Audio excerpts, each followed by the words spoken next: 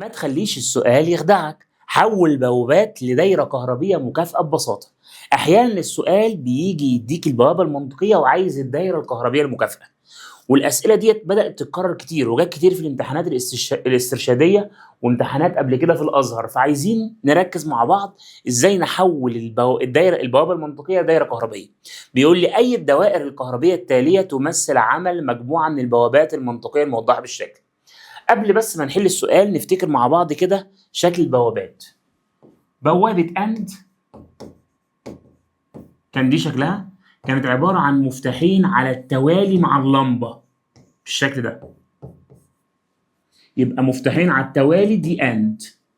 بوابة أور كان دي شكلها، كانت عبارة عن مفتاحين على التوازي مع اللمبة، اللمبة معاهم على التوالي، يعني مفتاحين لوحدهم على التوازي كده واللمبة معاهم على التوالي. دايرة أو بوابة نوت كانت عبارة عن لمبة كده ومعاها مفتاح متوصل معاها على التوازي كده الشكل ده، يبقى مفتاحين توالي اند، مفتاحين توازي اور، مفتاح على التوازي مع اللمبة اسمه نوت.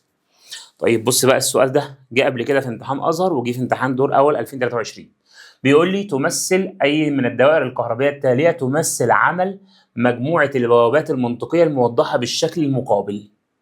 أنا عندي دلوقتي في بوابة أند وبعدين نوت. أند يبقى لازم يبقى فيه مفتاحين على التوالي، طب هنا مفتاحين على التوازي دي ما تنفعش، دي مفتاحين على التوالي تنفع ودي مفتاحين على التوالي تنفع، دي مفتاحين على التوازي ما تنفعش. يبقى الإجابة يا إما ب يا إما إيه ج، لأن فيها أند.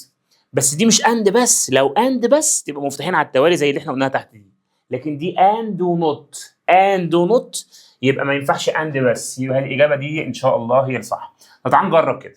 هو إمتى اللمبة دي تنور؟ اللمبة دي تنور لما يكون المفتاحين مفتوحين عشان التيار يعدي كده. اما لو المفتاحين مقفولين اللمبه هتطفي عشان التيار هيعدي في الطريق الفاضي. يبقى لو المفتاحين مفتوحين اللمبه هتنور. المفتاحين مفتوحين يعني لو صفر وصفر لازم يطلع ناتج النهايه واحد. صفر وصفر هنضربهم يطلعوا صفر، قال بتضرب تعكسهم يطلع ايه؟ واحد، صح. طب تعال نجرب اللي بعدها.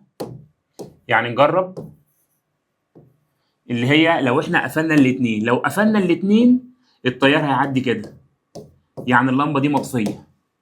يعني لو قفلنا الاثنين، لو واحد وواحد المفروض يطلع ناتج صفر، واحد في واحد بواحد يتعكس يبقى صفر، يبقى هي الإجابة رقم ج. طيب سؤال كمان أعلى سنة، بيقول لي وضح الشكل دائرة كهربية حيث فيها إكس وواي وزد مفاتيح تمثل الدخل، إكس وواي وزد مفاتيح تمثل الدخل، والمصباح الكهربي يمثل الخارج. أي من المجموعة من البوابات المنطقية تمثلها هذه الدائرة؟ أول حاجة في مفتاحين A واي وزد على التوازي، يبقى دي دايرة أور، يبقى لازم يبقى فيه أور. هنا مفيش أور تتشال،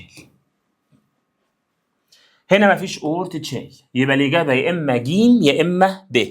طب ركز بقى، أور داخل لها واي وزد، دي داخل لها واي وزد ودي داخل لها إيه؟ واي وزد. طيب هل بقى هتبقى ج ولا ب؟ تعال نفكر. إحنا تعال نفتح التلاتة، طبعا اللمبة مطفية. طب إمتى اللمبة تنور؟ اللمبة دي تنور لازم اكس يكون مقفول عشان ده متوصل بالسالب، ولازم على الاقل واحد من دول مقفول، يا اما زد يا اما واي. نقفل زد مثلا، يبقى عشان اللمبه تنور التيار يمشي كده اهو، يبقى الاكس واحد، تعال نجرب دي، والواي صفر والزد واحد، فاللمبه هتنور يعني لازم تطلع في النهايه واحد. هنا ده جمع، صفر زائد واحد واحد، اند ضرب تضربهم في بعض، واحد في واحد بواحد. النوت بتعكس، تعكس الواحد تبقى صفر، يبقى الاجابه دي غلط، لان احنا قلنا اللمبه لازم تكون منوره، يبقى مفيش غير دي. طب نجرب ديت، الاكس بصفر، الزد بواحد، الواي لا معلش نعكس كده تاني، الاكس هي اللي تحت بواحد، الاكس بواحد، الواي بصفر، الزد واحد. اور بتجمع صفر زائد واحد واحد، اند بتضرب واحد في واحد بواحد، يبقى اللمبه منوره، يبقى الاجابه الصح هي رقم ج. وركز على الفكره دي، فكره جميله جدا وبتتكرر كتير جدا في الامتحانات.